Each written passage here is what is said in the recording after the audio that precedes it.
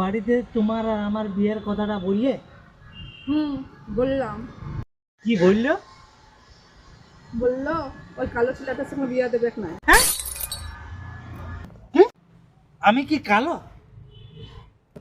হ্যাঁ, তুমি তো কালোই বটো। তোমার বাড়িতে কি কেউ কালো নাই? না, আমাদের বাড়িতে কেউ কালো নাই। তোমার বাবা লয়? না। তোমার মা লয়? না। তোমার দাদা লয়? না। তোমার কাকা? না, তোমার দাদু? কেউ লয়। আমাদের বাড়িতে কেউ কালো লয় তোমার মতো।